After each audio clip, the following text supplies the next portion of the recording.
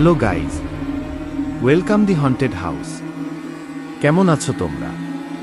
আশা করি ভালো আছো। তোমাদের মাঝে আজ গল্প নিয়ে হাজির হলাম।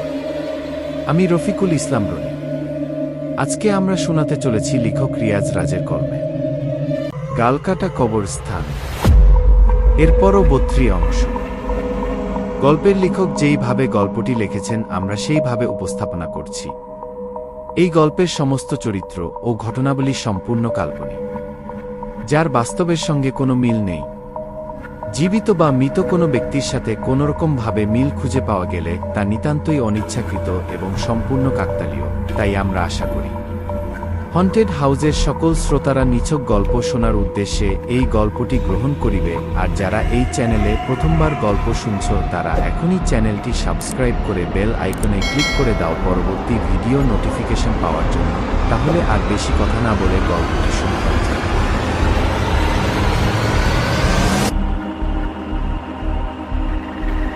রিয়াজের কেন যেন মনে হচ্ছে এখানে আসলেই তারা আসেনি, তাদেরকে আনা হয়েছে।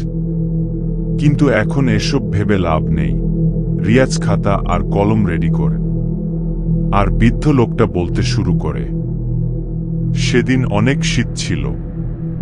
সাধারণত শীতের সময়ে বৃষ্টি খুব কম দেখা যায়, কখনো কখনো হবার নামই নেয় না।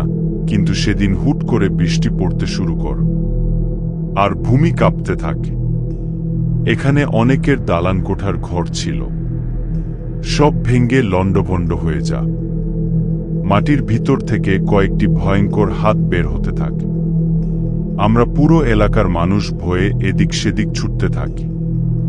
কারা যেন মাটির ভিতর থেকে মাটি ছিঁড়ে খুঁড়ে বের হতে থাকে। তারা হুবহু মানুষের মতো, কিন্তু অনেক ভয়ঙ্কর। তাদের দাঁত চিকন শলাকার মতো, আর গঠনে দাঁত অনেক লম্বা। ওদের দেহের রং ঘুটঘুটে কালো, আর তাদের দেহে মাংস খুব কম ছিল, যেন তাদের দেহের সব পচা মাংস। কিছু ঝরে গেছে, কিছু ছিঁড়ে গেছে, কিছু মাংস ঝুলে আছে। পেটের ভিতর নাড়িভুড়ি দেখা যাচ্ছিল। আমরা ওদের দেখে ভয়ে যে যার ঘরে ঢুকে যায়। আর তখন সবাই খেয়াল করে ওরা কারো ঘরে ঢুকতে পারে না, অর্থাৎ তারা বাহিরে যাকে পাচ্ছে তাকেই ছিঁড়ে খাচ্ছে, কিন্তু কারো ঘরে ঢুকার সাহস পায় না। এইভাবে কয়েকদিন টানা সবাই ঘরেই ছিল। কিছুদিন পর বোঝা যায় যে তারা 1-2 ঘন্টা এলাকায় ঘুরে, অর্থাৎ বিকেল 5টা থেকে সকাল 5টা। এরপর তারা কোথায় চলে যায় কেউ জানে না। আর দিনের এই 1-2 ঘন্টায় অনেকে এসেছে তাদের মারতে, কিন্তু কেউ ফিরে যেতে পারেনি। আর আমি ছিলাম এই গ্রামের টিচার। দেখতে দেখতে অশরীরীদের চলাফেরার রুটিন প্রথম আমি বের করেছি। তাই এলাকার সবাই আমার উপর বিশ্বাস স্থাপন করে। সবাই ভেবে নেয় আমি পারবো তাদের এই অভিশাপ থেকে বাঁচাতে। এবং সেদিন থেকে সবাই আমাকে মহারাজ বলে ডাক। আমার পরিবার হয়ে যায় রাজবংশ। আজ এত বছরেও এই এলাকার কিছুই হয়নি। কেউ চাষ করতে পারেন। যদি চাষ করা হয়, রাতের বেলা সেই ক্ষেতে কারা যেন লণ্ডভণ্ড করে দেয়। চাষাবাদ সম্ভব হয় না। তাই সবার খাদ্য হয়ে গেছে জঙ্গলের পশু পাখি, বাঁশ, কাঠ, মা। কখনো শুয়োর, কখনো বাঘ, কখনো হরিণ। যে যা পারে ধরে নিয়ে আসে। জঙ্গলের পশুদের মাংস খেতে খেতে আমাদের দেহে অনেক শক্তিও জমেছে, যার ফলে পশুদের সাথে লড়াই করা এখন আর কঠিন কোনো বিষয় লাগে না। এলাকার যখন কেউ মারা যায় তখন খাদ্য হিসেবে তাকে আমরা খেয়ে ফেলি। হ্যাঁ, জানি এটা ধর্মের বিরুদ্ধ, কিন্তু সবার ক্ষুধা মেটানোর জন্য এই নিয়ম করেছে। আগে একটা মানুষ মরলে সবাই কান্না করত, এখন সবাই অনেক হাসে, কারণ বহুদিন পর পেট ভরে খাবে সবাই। আমরাও কেমন যেন হয়ে গেছে। শুধু নামে হয়তো আমরা মানুষ, কিন্তু কাজে ক্ষেত্রে আমরাও কোনো পিচাসের চেয়ে কম না, যেটা আমাদের আলাদা একটা জাত বানিয়ে দিল। নিলয় আর রিয়াজ হা করে বৃদ্ধ লোকটার কথাগুলো শুনল। এখন ওরা নিজেরাই ভেবে নিচ্ছে যে এরা না কখন আবার ওদের দৌড়ে খেয়ে নেয়। বৃদ্ধ লোকটা কথাগুলো বলে চোখ মুছে নিচ্ছে, যা রিয়াজ নোটিশ করে। অনেকক্ষণ নীরবতা কাটার পর বৃদ্ধ লোক বলে যে সবাই যে যার রুমে যা, অনেক রাত হয়েছে, ঘুমাও। বলেই তিনি চেয়ার থেকে উঠে নিজের রুমের দিকে হাঁটতে শুরু করেন। এদিকে তাজকিয়া, আঞ্জুমা বেগম সহ পুরো পরিবারের লোক বসা থেকে উঠে যে যার রুমে চলে যা। রিয়াজ কলমটা খাতার উপর রাখলেও একটা শব্দ লিখতে পারেন, লিখবেও বা কিভাবে? বৃদ্ধ যে ঘটনা শুনিয়েছে এতে হাড় হিম হয়ে যায় ওদের। সবাই চলে যাবার পর নিলয় বলল, গিয়ে আমরা বসে আছি কি করব? চল রুমে। রিয়াজও হ্যাঁ সূচক মাথা নাড়া। রুমে গিয়ে নিলয় বিছানা ঠিক করছিল। রিয়াজ একটা টেবিলের সামনে খাতা আর কলম নিয়ে বসে আছে। নিলয় বিছানা গোছানো শেষে লম্বা হয়ে শুয়ে পড়ে। এরপর রিয়াজের দিকে তাকিয়ে বল, আচ্ছা, এই এলাকার মানুষ যদি আমাদের খেয়ে ফেলে? না, এরা খাবে না আমাদের। বৃদ্ধ লোকটার চোখের পানি হয়তো তুই খেয়াল করিসনি। নিজের জীবন বাঁচানোর জন্য হয়তো অনিচ্ছাকৃত মরা মানুষের মাংস রান্না করে খা। হিসেব করে দে, এদের সমাজের চেয়ে আমাদের সমাজ কতটা জঘন্য। হয়তো এরা নিয়ম করে মেনে নেয়, আর আমাদের সমাজ অনিয়মভাবে করে সেটা। এরা পিচাসের মতো কাজ করলেও কাউকে জীবিত হত্যা করে না। আর আমাদের সমাজে নিজের স্বার্থ উদ্ধার করতে মানুষ মানুষকে জীবিত হত্যা করে। এরা নিজেদের মধ্যে লড়াই করেন, আর আমাদের সমাজে সামান্য লুডু খেলা নিয়ে কোপাকুপি শুরু হয়। এরা সবাই একজোট হয়ে বসবাস করে। তবুও এমন অভিশপ্ত গ্রামে থেকেও সবাই কতটা হাসি খুশি থাকে। আর আমাদের সমাজটা মুক্ত হবার পরেও টাকার জন্য একজন আরেকজনের পিঠে ছুরি মেরে দেয়। ডিগ্রি নিয়ে রাস্তায় রিক্সা চালানো ছেলেটা ডিপ্রেশনে আত্মহত্যা করে। অন্যদিকে কখনো স্কুলের পাশেও না হেঁটে টাকার জোরে তারা রাজনৈতিক নেতা হয়ে যায়। তাদের কথা সবাই শুনে, তারা মেম্বার, চেয়ারম্যান। আমি মনে করি এরা পিচাসের মতো থাকলেও আমাদের সমাজ থেকে এদের সমাজটা অনেক ভালো।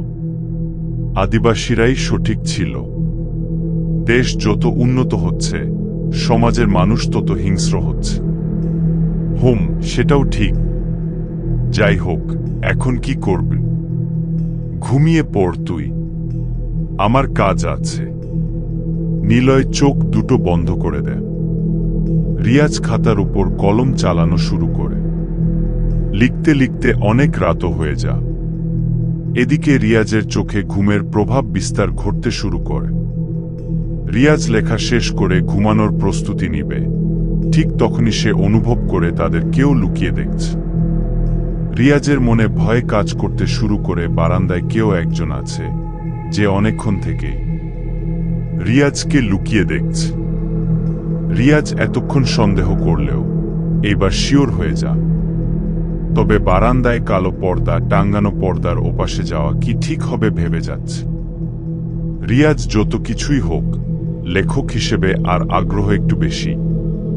বারান্দায় কে আছে তা নিজের চোখে না দেখা অবধি শান্তি পাচ্ছিল না।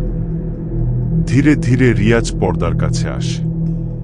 আর তখনই রিয়াজ অনুভব করে পর্দার ওপাশে যে ছিল সে এক লাফে নিচে নেমে গেছে। রিয়াজ হুট করে পর্দা তুলে বারান্দায় চলে আসে, আর দেখে নিচে কেউ নেই। এইবার ভয় পেয়ে যায় রিয়া।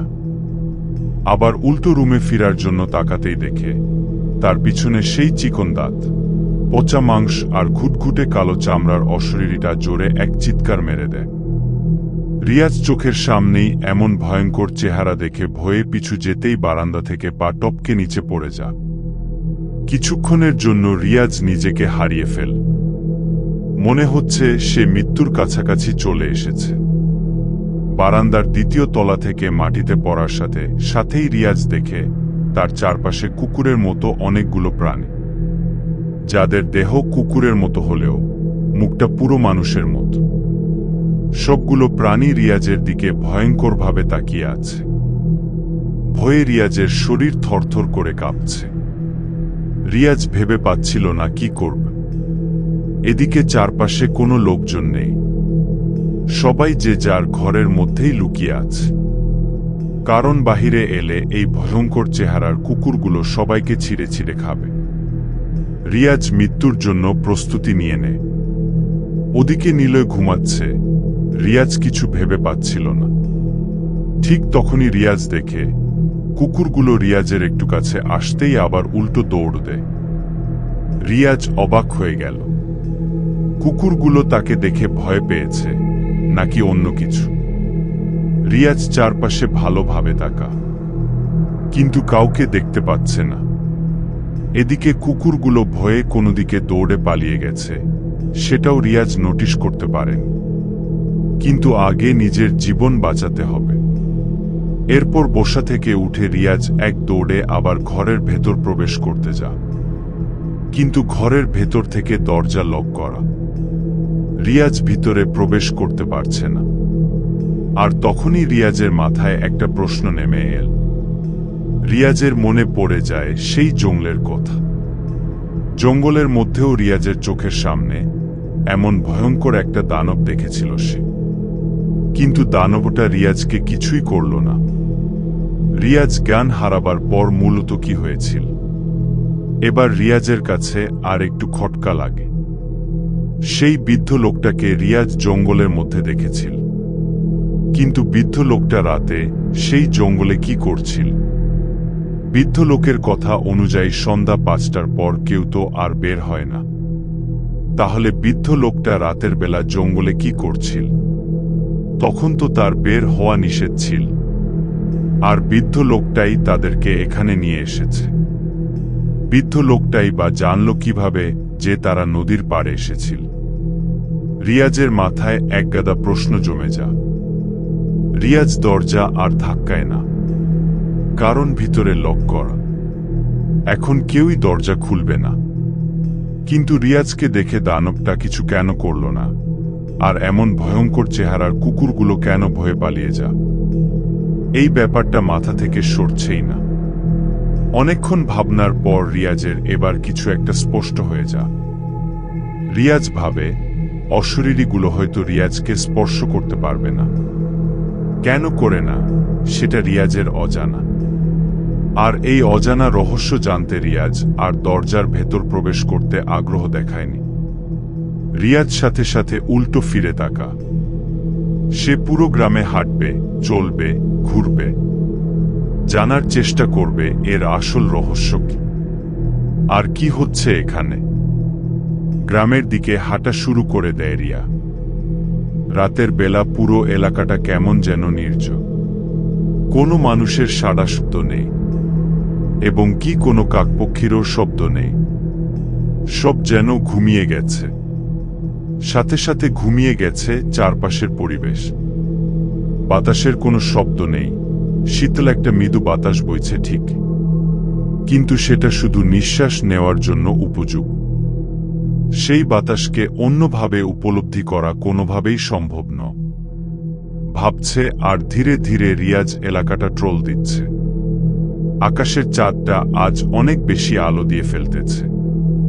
চাঁদের আলোয় পুরো এলাকাটা ঝলমল করছে। দেখে মনেই হচ্ছে না এই গ্রামটা কোনো অভিশপ্ত গ্রাম। রিয়াজ হাঁটতে হাঁটতে আরো কিছু দূর যায়। দেখে একটা ভাঙ্গা বিল্ডিং সেই গ্রামের একটা কোনায় পড়ে আছে। রিয়াজ বিল্ডিংটার দিকে অনেকক্ষণ তাকা। চাঁদের আলোয় মোটামুটি ভাঙ্গা বিল্ডিংটা বোঝা যাচ্ছে। রিয়াজের মনে হচ্ছে এই বাড়িটি রিয়াজ আগেও কোথাও দেখেছে। বট চেনা চেনা এই ভাঙ্গা বিল্ডিংটা। 6-9 না ভেবে রিয়াজ সিদ্ধান্ত নেয়, সন্দেহ যেহেতু লাগছে তবে বিল্ডিংটা ঘেঁটে দেখা যাক। আর রিয়াজ পা বাড়াতে থাকে সেই ভাঙ্গা বিল্ডিং এর দিক। কয়েক পা এগোতেই কিছু একটার সাথে হোঁচট খেয়ে রিয়াজ নিচে পড়ে যায়। রিয়াজ নিচ থেকে কোনোভাবে আবার উঠে দাঁড়া। এরপর কিসের সাথে হোঁচট খেয়েছে সেটা দেখার জন্য মাটিতে হাত দিতেই কাঠের মতো কিছু একটার স্পর্শ পায় রিয়া। এরপর সেটা ভালোভাবে তুলে ধরতেই বেশ চমকে যায় সে। কারণ এটা সেই সাইনবোর্ড, যে সাইনবোর্ড রিয়াজ প্রায় রাতে স্বপ্ন দেখত। রিয়াজ এটা ভেবে আরো বেশি অবাক হয়ে যায়। স্বপ্নের মধ্যে গালকাটা নামক এলাকাটা দেখলেও সে স্বপ্নের মতো একই রকম একটা সাইনবোর্ড বাস্তবে দেখে ফেলবে। এটা নিয়ে ভাবতে শুরু করে রিয়া। নাম একই হলেও এই বোর্ড কিভাবে একই হল? রিয়াজের কাছে আরো বেশি খটকা লাগতে লাগল। এই সব কিছুর মধ্যে নিশ্চয়ই কোনো রহস্য লুকিয়ে আছে, যেটা সবার অজানা নয়তো সবারই জানা আছে, কিন্তু রিয়াজের অজানা। রিয়াজ ধীর গতিতে সেই বিল্ডিং এর দিকে এগিয়ে যেতে থাকে, কিন্তু তখনই রিয়াজকে অবাক করে দিয়ে একটা গাছ রিয়াজের সামনে ভেঙে পড়ে যায়। রিয়াজ আরো বেশি অবাক হয়ে যায়। কোন বাতাস নেই, কোন ঝড় নেই, কোনো তুফান নেই। এই গাছটা রিয়াজের সামনে কিভাবে ভেঙে পড়ল? রিয়া একটু ভালোভাবে গাছের ডালের দিকে তাকিয়ে বুঝতে পারে এটাই সেই গাছ, যে গাছের পাতা রিয়াজ প্রায় রাতে স্বপ্ন দেখত। রিয়াজ কিছুই বুঝে উঠতে পারছিল না। সে প্রায় রাতে যা স্বপ্ন দেখত সবগুলা একই জায়গার মধ্যে উপস্থিত, এবং সেটা কিভাবে সম্ভব? অনেকগুলো প্রশ্ন যেন জোট বেঁধে যা। রিয়াজ কিছুই বুঝে উঠতে পারছিল না। গত রাতে দানবের পালিয়ে যাওয়া, নিষিদ্ধ সময়ে জঙ্গলে বৃদ্ধের ঘুরে বেড়ানো, এবং সেই ভয়ঙ্কর কুকুরগুলো তাকে দেখে ভয়ে দৌড়ে পালান, সবকিছু কেমন যেন গোলমেলে লাগছে। রিয়াজের প্রথম থেকে মনে হচ্ছিল এই গ্রামে তারা নিজে আসছে না, তাদের কেউ নিয়ে আসছে। কিন্তু যদি কেউ নিয়ে এসেই থাকে, তাহলে কেন নিয়ে এসেছে? রিয়াজের সাথে এই এলাকার সম্পর্ক কি? যে এলাকার নামটাও রিয়াজ কখনো শুনিনি, যে এলাকাতে রিয়াজ কখনো নিজের পা দেয়নি, সেই এলাকার সাথে এত কিছু কিভাবে তার সাথে মিলে যা? সাইনবোর্ড হাতে নিয়ে রাতের সেই নির্জন স্থানে ভাবনা করতে করতে রিয়াজের মাথা ব্যথা শুরু, চোখ ঝিম ঝিম শুরু করে। ধীরে ধীরে চোখের মধ্যে অন্ধকার নেমে আসছে, আর তখনই রিয়াজের কাঁধে কারো হাত রাখার অনুভব করে রিয়া চট করে পিছনে তাকাতেই রিয়াজ কাউকে দেখে সেখানে, কিন্তু স্পষ্ট দেখতে পাচ্ছে না কিছুই, কারণ রিয়াজের মাথা ব্যথার সাথে চোখ ঝিম ঝিম শুরু হয়েছে। সবকিছু ঘোলা দেখতে পাচ্ছে। সে ধীরে ধীরে রিয়াজ জ্ঞান হারাচ্ছে। মনে হচ্ছে সে এক্ষুনি হেলে পড়ে যাবে। তবে ঘোলা চোখে রিয়াজ সামনে থাকা জিনিসটাকে ভালোভাবে দেখতে না পেলেও তার চোখ লাল বর্ণের ছিল, সেটা বুঝতে পেরেছে। যেন তার চোখ থেকে লাল আলো বের হচ্ছে, আর সেই মুহূর্তেই সেখানে জ্ঞান হারায় রিয়া। তবে ঘোলা চোখে রিয়াজ সামনে থাকা জিনিসটাকে ভালোভাবে দেখতে না পেলেও তার চোখ লাল বর্ণের ছিল, সেটা বুঝতে পেরেছে। যেন তার চোখ থেকে লাল আলো বের হচ্ছে, আর সেই মুহূর্তেই সেখানে জ্ঞান হারায় রিয়া। চোখ খোলার পর রিয়াজ নিজেকে নিজের বিছানার মধ্যে আবিষ্কার কর। রিয়াজের পাশে বসে আছে তাজকিয়া, নিলয়, সেই বৃদ্ধ লোক এবং আঞ্জুমা বেগম। রিয়াজ আবার বরাবরের মতোই অবাক হয়ে গেল। রাতে রিয়াজ সেই ভাঙা বাড়িটার সামনে জ্ঞান হারালো, কিন্তু সেখান থেকে তাকে বাড়িতে নিয়ে আসলো কি? আর বিছানার মধ্যে নিজেকে এভাবেই শুয়ে থাকতে দেখে খানিকটা অবাক হয়ে যা। অন্যদিকে নিলয় রিয়াজকে বল, কিরে তোর কি শরীর খারাপ করছে? তার আগে বল আমার কি হয়েছিল? কি হবে হবার? সকাল বেলাতে বারান্দার মধ্যে শুয়েছিলি, তারপর আমি তোকে বিছানায় এনে সবাইকে ডাক দিলাম। বেশ খানিকটা অবাক হয়ে গেল রিয়া। সবার উদ্দেশ্যে আবার বল, না আমার কিছুই হয়নি, বারান্দার মধ্যে গিয়েছিলাম, এরপর ভাবলাম কিছু লিখি, তারপর খাতা কলম বের করে লিখতে লিখতে হয়তো ঘুমিয়ে গেছি। রিয়াজের কথার পর তাজকিয়া প্রশ্ন করে বসল, কিন্তু আপনার খাতা কলম তো টেবিলে ছিল। রিয়াজ তার কথা শুনে হতভম্ব হয়ে যা। তাজকিয়া হঠাৎ এইভাবে পেছিয়ে না ধরলেও পারত। রিয়াজ উপস্থিত বুদ্ধি খাটিয়ে আবার বলল, লিখতে লিখতে আমার প্রচুর ঘুম পাচ্ছিল, তাই টেবিলে খাতা কলম রেখে আবার বারান্দায় গিয়ে বসেছিলাম, হয়তো তখন ঘুমিয়ে গেছি। রিয়াজের কথা কেউ বিশ্বাস করুক আর না করুক, বৃদ্ধ লোকটা বিশ্বাস করেন। তিনি রিয়াজের দিকে কেমন ভাবে যেন তাকিয়ে আছে। রিয়াজের চোখটাও বৃদ্ধ লোকটার দিকে। উনার এমনভাবে তাকানো দেখে রিয়াজ বৃদ্ধকে সন্দেহ করে বসে।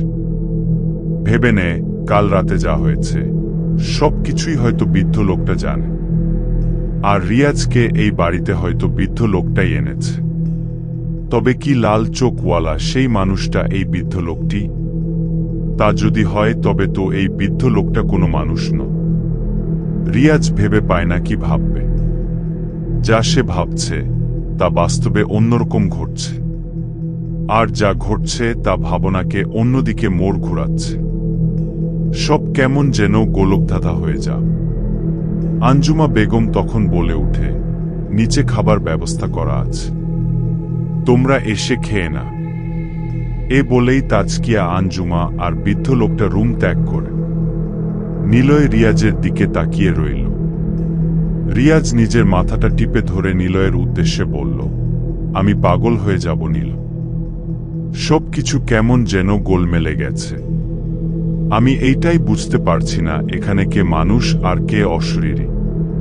তখনই নিলয় রিয়াজকে চমকে দেওয়ার মতো একটি কথা বল, যেটা রিয়াজ শোনার জন্য হয়তো এত চিন্তা করছিল।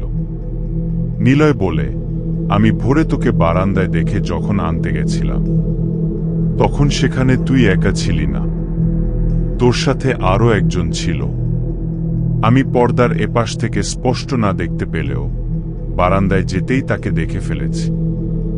সে অন্য কেউ ছিল না, তাজকিয়ার বাবা ছিল। রিয়াজ নিলয়ের মুখে এই কথা শুনে নড়েচড়ে বসে।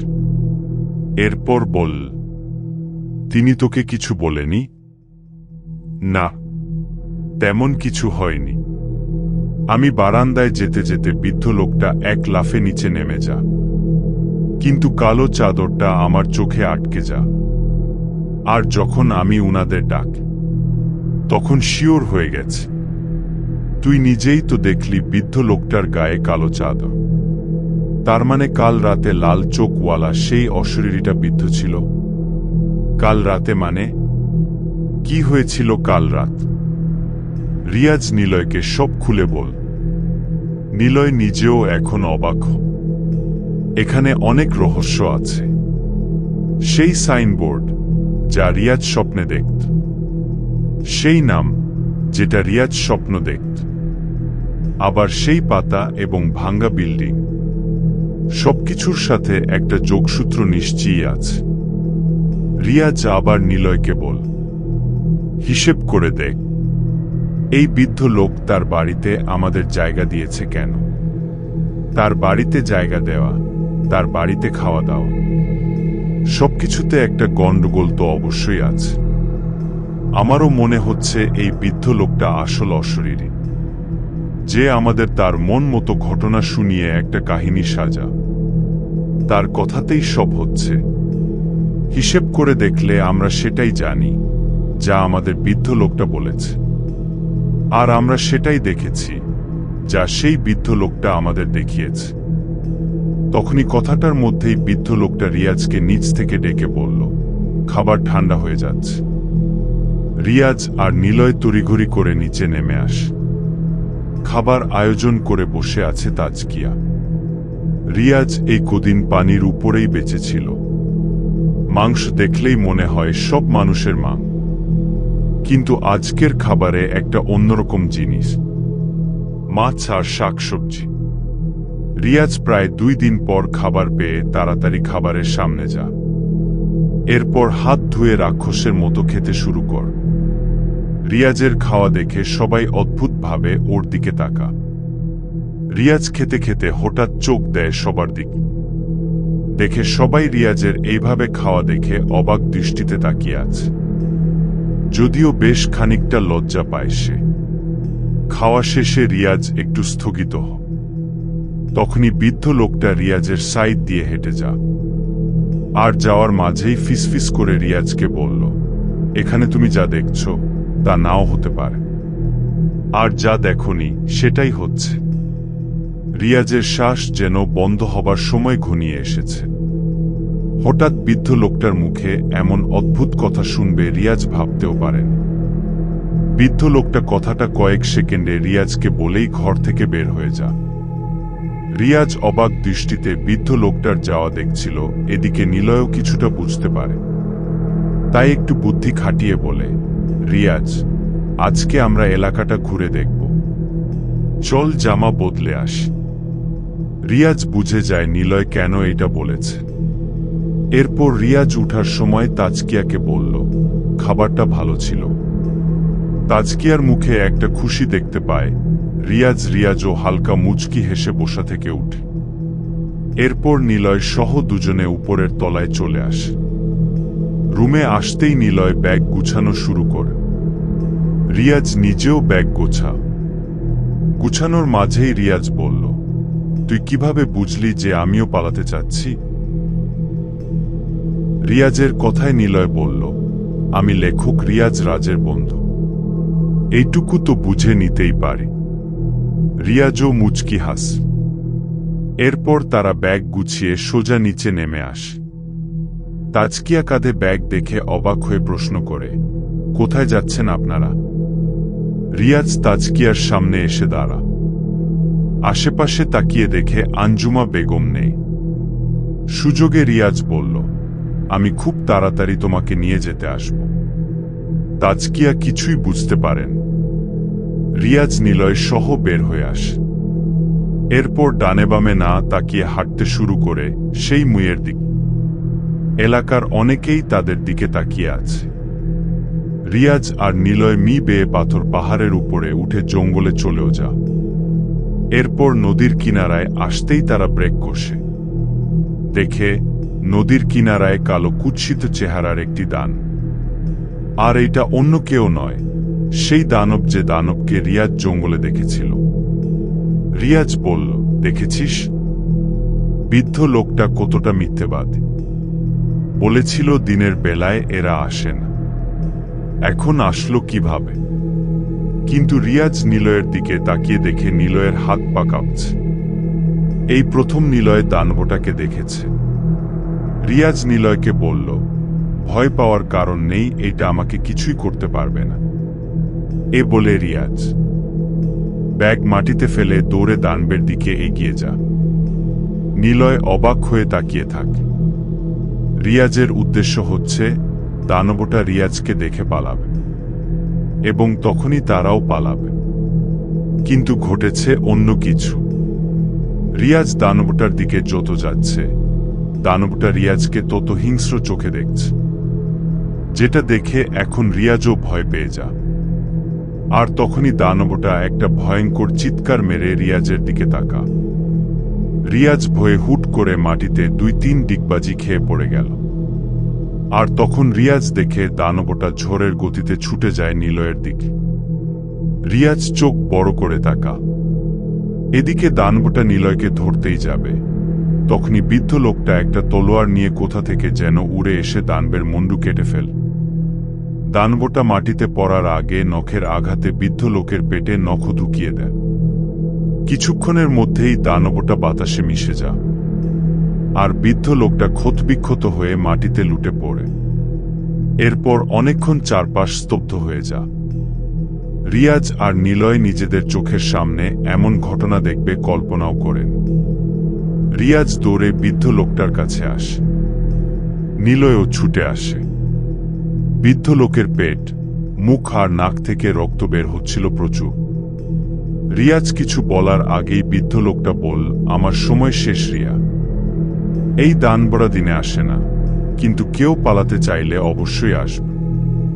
তোমাকে প্রথম দেখেই আমি বুঝেছি এই এলাকার রক্ষণশীল ব্যক্তি তুমি, তাই তোমাকে এত যত্ন করেছি। কাল রাতে জ্ঞান হারা দেখে তোমাকে আমি জীবনের ঝুঁকি নিয়ে সেখান থেকে এনেছি। আর ওরা আমাকেও মারতে পারে না, ঠিক তোমার মতো। কিন্তু অবাক করার বিষয় হচ্ছে আজকে দানবটা আমাকে মেরেছে কেন? সে তো আমাকে মারার কথা না।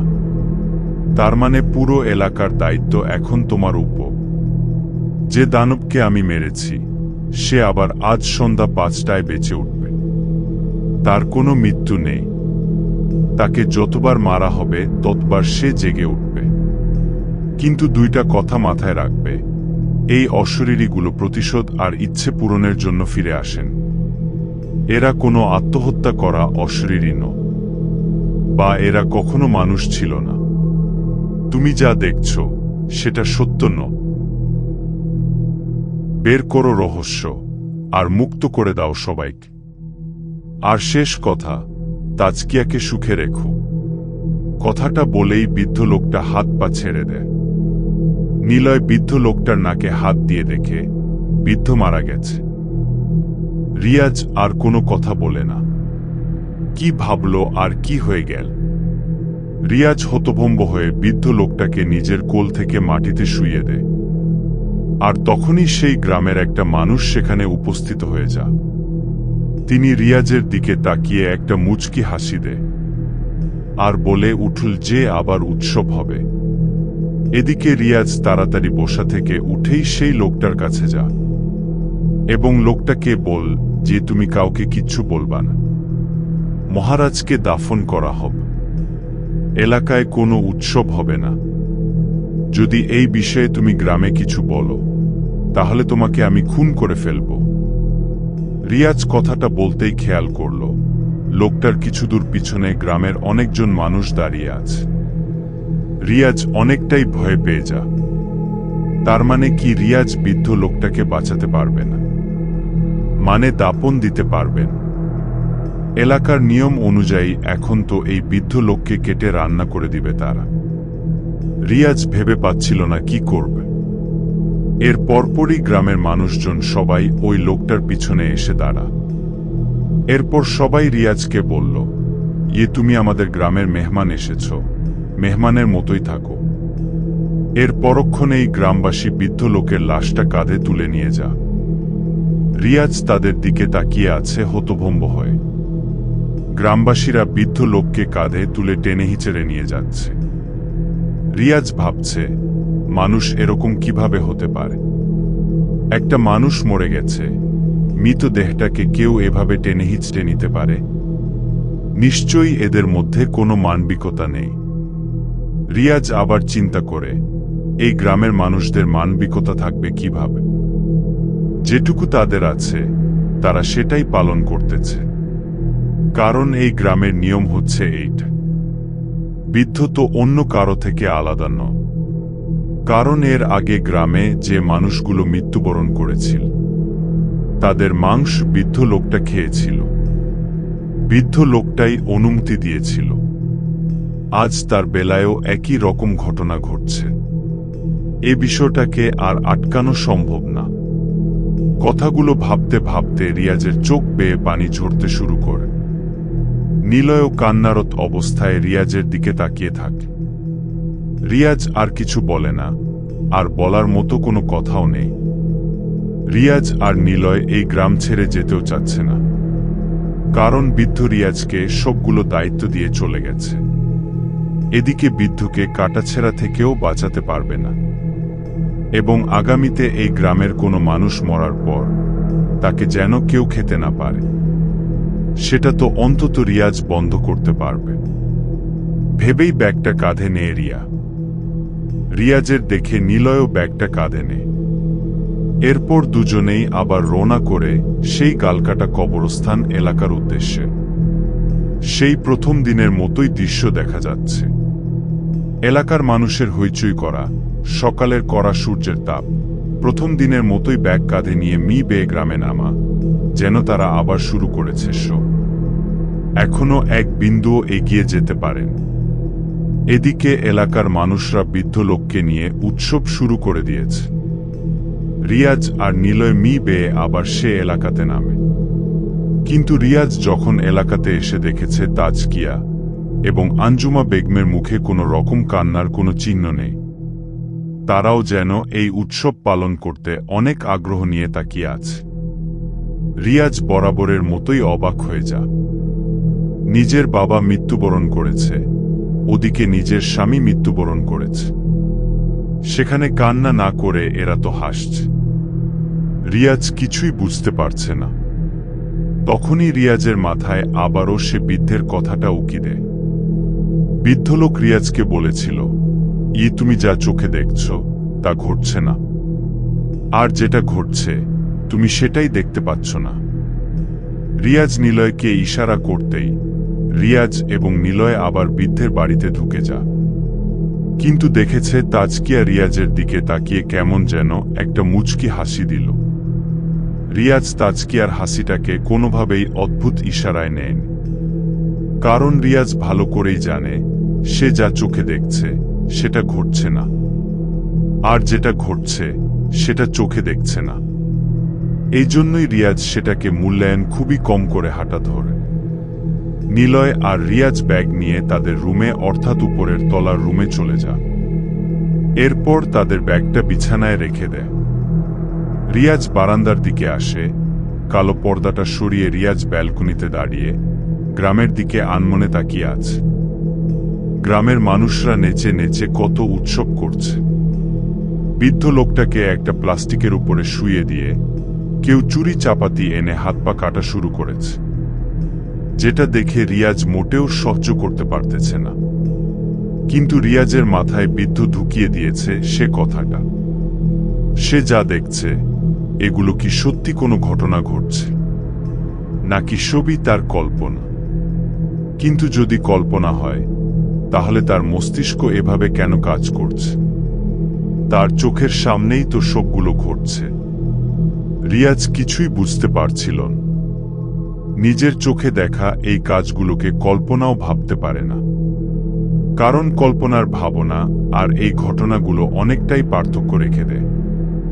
রিয়াজ আর কিছু না ভেবে আবার তার রুমের দিকে চলে আসে। অন্যদিকে নিলয় রুমের মধ্যে বসে চিন্তা করতে শুরু করে। রিয়াজ নিলয়ের সামনে টেবিলেই বসে থাকে। এরপর নিলয় রিয়াজকে বল, আচ্ছা শুন, এই অবধি যা যা ঘটেছে আমি তো এর কোনো ব্যাখ্যাই খুঁজে পাচ্ছি না। তুই কিছু ভেবেছিস কি? না, এখনো তেমন কিছু ভাবিনি, তবে একটা বিষয়ে চিন্তা করতেছি। এই গ্রামের মধ্যে এমন কিছু অবশ্যই আছে যেটা আমাদেরকে সাহায্য করবে সামনে এগিয়ে যেতে। কিন্তু সেটা কি? আমার মনে হয় সেই ভাঙ্গা বাড়িতে কোনো রহস্য লুকিয়ে আছে, কারণ সেদিন রাতে যখন আমি ভাঙ্গা বাড়িটার সামনে যাই আর তখনই আমি লাল চোখওয়ালা কোনো অশরীরীকে দেখি, আর ওই বাড়িটাই আমি স্বপ্নে দেখতাম। একটা জিনিস আমি কিছুতেই বুঝতে পারছি না, এই গ্রামে 3 রকম অশরীরী কেন? দানব, কুকুরের মতো দেখা কিছু দৈত্য এবং লাল চোখের ওই অশরীরী। এতগুলো অশরীরী এখানে কেন? থাকলে তো যে কোনো একটা থাকতো। যদি কোনো জিন থাকতো তাহলে জিনের বিরুদ্ধে লড়তে পারতাম। যদি শুধু সেই দানব থাকতো তাহলে দানবের বিরুদ্ধে লড়াই করতাম। অথচ এখানে 3 রকম অশরীরী, যেগুলোর রহস্য বের করা কেমন যেন একটা হয়ে যাচ্ছে। সেটাই তো মূল বিষয়। তাছাড়া আমি এসেছি এই গ্রামে বই লেখার জন্য, কিন্তু বৃদ্ধ লোকের কথা অনুযায়ী আমি এখানে আসিনি, আমাকে এখানে আনা হয়েছে, যা আমি অনেক আগেই সন্দেহ করেছি। এই এলাকাটা আমাকে স্বপ্নেও অনেক টেনেছে, তাই আমি হলফ করে বলতে পারি এই গ্রামে আমি আসিনি, আমাকে আনা হয়েছে। আর সবচাইতে বড় কথা হচ্ছে, এই গ্রামের সম্বন্ধে যদি আমি সবগুলো রহস্য বের করে ফেলতে পারি তাহলে আমার বই লেখাও হয়ে যাবে। দারুণ চিন্তা ভাবন। এতে এক ঢিলে 2 পাখি মরবে। আমি আজকে আবার সেই ভাঙ্গা বাড়িতে যাব, এবং আমি নিশ্চিত আমি সেই বাড়িতে গেলে কোনো না কোনো প্রমাণ পাব, আর সেই প্রমাণ নিয়ে আমাকে সব রহস্য বের করে ফেলতে হবে। রিয়াজের কথার মাঝেই তাজকিয়া এসে উপস্থিত হয় সেখানে। রিয়াজ টেবিল থেকে উঠে দাঁড়া। তাজকিয়া রিয়াজের উদ্দেশ্যে বলে, উৎসবে আসুন, আপনাদের ডাকছে। রিয়াজ নিলয়কে ইশারা করতেই নিলয় বিছানা থেকে উঠে যা। এরপর তাজকিয়ার পাশ দিয়ে নিচে নেমে গেল। রিয়াজ তাজকিয়ার হাত ধরে রুমে টেনে আনে। এরপর দরজাটা বন্ধ করে দেয়। তাজকিয়ার মুখে ভয়ের ছাপ। রিয়াজ দরজা বন্ধ করেই তাজকিয়ার সামনে এসে দাঁড়া। এরপর তাজকিয়ার ওড়নাটা ধরে এক্ষুনি যেন টান দিবে। তখনই তাজকিয়া বলে উঠে, আজব, আপনি কি করছেন এসব? রিয়াজ কথাটা শুনেই ওড়না ছেড়ে দেয়। এরপর তাজকিয়াকে বলল, তুমি নিজের ইজ্জত চিনতে পারছো? তোমার ওড়নাতে হাত দেওয়ায় তুমি বুঝেছ এটা ঠিক হচ্ছে না, কিন্তু তোমার বাবাকে কেটেকুটে রান্না করা হচ্ছে, সেটাকে কেন বিবেচনা করতে পারছো না? রিয়াজের কথায় তাজকিয়া বেকুবের মতো বলতে শুরু করে, আপনি কি পাগল? কিসের বিবেচনা করব? আব্বুকে কেটে রান্না না করলে কি করবে? ফেলে রেখে পচাবে। রিয়াজ আর কিছুই বলে না, বলবেও বা কি? যার যার নিয়ম যেটা, তারা তো সেইটাকেই মানবে। রিয়াজ এসে দরজা খুলে দেয়। এরপর তাজকিয়াকে বলল, নিচে যা, আমার ক্ষুধা নেই, আমি খাবো না। আর নিলয় হয়তো নিচে বসে আছে, তাকে উপরে পাঠিয়ে দা। তাজকিয়া কিছু না বলে নিচে নেমে আসে। রিয়াজ টেবিলের সামনে হতাশ হয়ে বসে যা।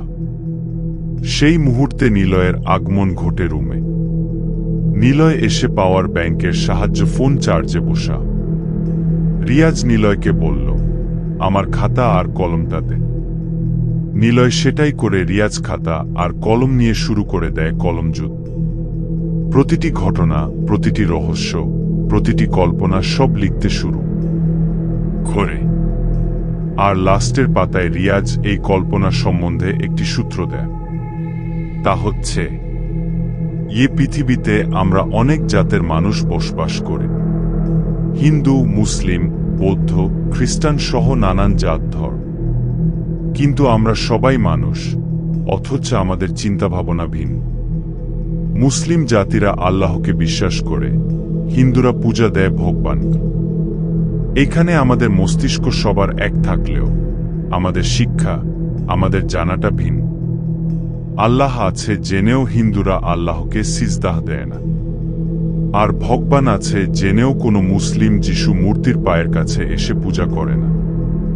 হিন্দুরা ভাবে মুসলিম ভুল, মুসলিম ভাবে হিন্দু ভুল, অথচ আমরা সবাই মানব।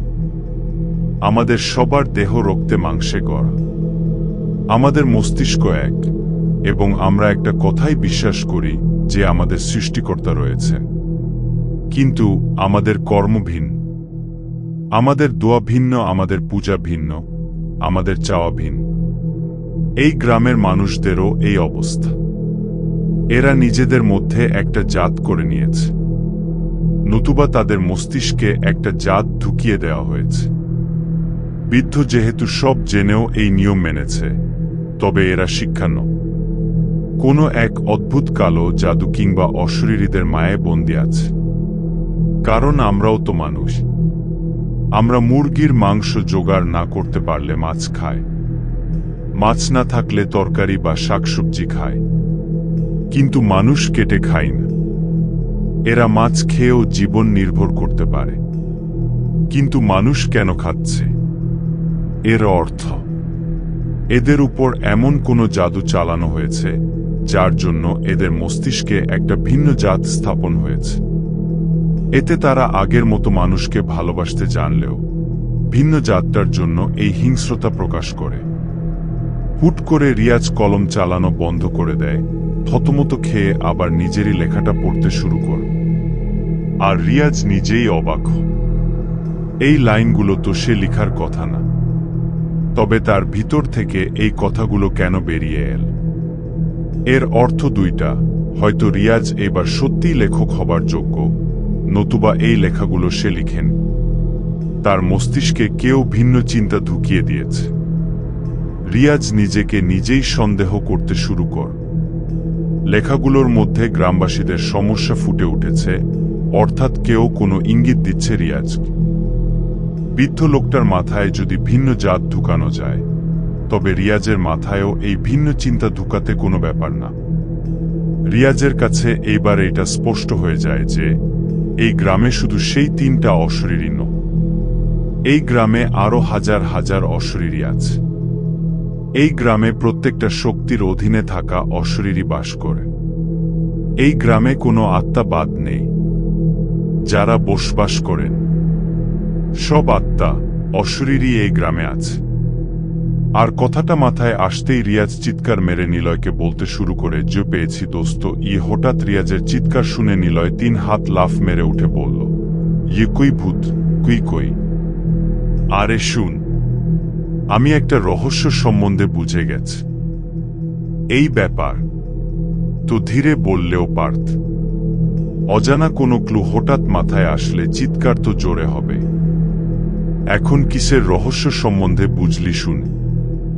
এই গ্রামে শুধু আত্মারা নয়, জিন, অশরীরী, দানব, দৈত্য, ভূত, প্রেত, আত্মা সহ কালো জাদুর মালিক সব অশরীরী বসবাস কর।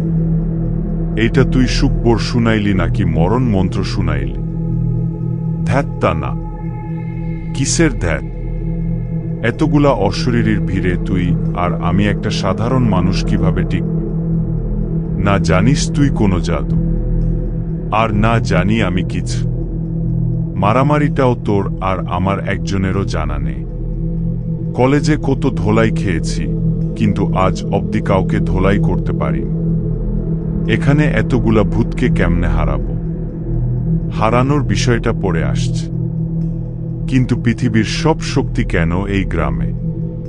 সেটার রহস্য বের করতে পারলেই হয়তো আমরা অনেক কিছু জানব।